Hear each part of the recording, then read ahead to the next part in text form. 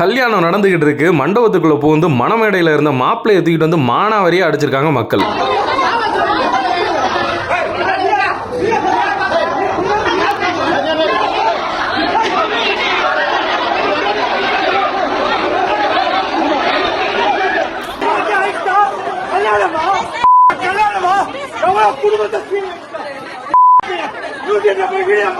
சரி, எதுக்கு இந்த இவ்வளவு மக்கள் கோவத்தோட வந்து மாப்பிள்ளையை இழுத்து போட்டு மானாவரியா அடிக்கிறாங்க, சட்டையெல்லாம் கிழிச்சு போட்டு அப்படின்னு பார்த்தோம்னா, இந்த மாப்பிள்ளை என்ன பண்ணிருக்காப்ல, பங்குச்சந்தையில நான் தான் பல்லேலக்கா அப்படின்ற மாதிரி ஏதோ ஒரு யூடியூப் சேனல்ல இன்டர்வியூ எல்லாம் கொடுத்துருப்பாப்ல. அதே மாதிரி என் மூலியமா நீங்க இன்வெஸ்ட் பண்ணீங்கன்னா, அதாவது பெரிய என்னமோ படிச்சு தள்ள மாதிரி கோடி கணக்குல நீங்க ரிட்டர்ன்ஸ் எடுக்கலாம் அப்படின்ற மாதிரி சொல்லி பல பேர்ட்ட லட்சக்கணக்கில் பணம் வாங்கியிருக்காப்ல. மொத்தமா சில கோடிகள் வருது. அதாவது இந்த ஆள் பேரு கிளின்டன். இவன் யூடியூப்ல கொடுத்த இன்டர்வியூ பார்த்துட்டு இந்த ஆளை நம்பி போய் பணத்தை கொடுத்துருக்காங்க. இதுல மோகன பிரியான்ற ஒரு லேடிட்ட மட்டும் 75 லட்சம் ரூபாய் வாங்கின மாதிரி சொல்லப்படுது. வாங்கி இன்வெஸ்ட் பண்ணதா சொல்லியிருக்காப்ல. அதுல வந்து லாபமும் கொடுக்கல, முதலையும் கொடுக்கல. அதுக்கப்புறம் 4-5 நாள் கோபாலு எஸ்கேப் ஆயிருவானா. அது மாதிரி இந்த கிளின்டன் வந்து அப்ஸ்காண்ட் ஆயிட்டாப்ல. பணத்தை ஏமாந்து மண்டாஞ்சு சுத்திட்டு இருக்கும்போது இந்த ஆளோட போட்டோ கொண்ட ஒரு பிளெக்ஸ் வந்து பலாவரத்துல பெருசா இருந்திருக்கு. அதாவது கல்யாண பிளெக்ஸ். ஆஹா, அட களவாணி பையில எங்கள்கிட்ட ஆட்டையை போட்டு இங்கிட்டு கல்யாணம் உனக்கு அப்படின்னு சொல்லிட்டு மண்டபத்துக்குள்ள பூந்துட்டாங்க அந்த ஏமாந்த மக்கள். அந்த மக்கள்னு மொட்டையா சொல்றதை விட அதிக பண ஆசை பிடிச்சி ஏமாந்த மக்கள் அப்படின்னு கூட சொல்றாங்க. அந்த பணத்தாசையில ஏமாந்த மக்கள் பாத்தீங்கன்னா அந்த ஆளை அடிச்சு, அதாவது கல்யாண மேடையில இருந்து இறக்கி போட்டு அடிச்சு சட்டையெல்லாம் கிழிச்சு கொண்டு போய் போலீஸ் ஸ்டேஷன்ல ஒப்படைச்சிருந்திருக்காங்க. பாதிக்கப்பட்ட நபர்கள், அதாவது பணத்தாசையில ஏமாந்த மக்கள் இருக்காங்கல்ல, அவங்க கொடுத்த ஸ்டேட்மெண்ட் இன்னுமே போலீஸ் விசாரணையில தெரியும். இந்த ஆள் எப்படி ஏமாத்தின,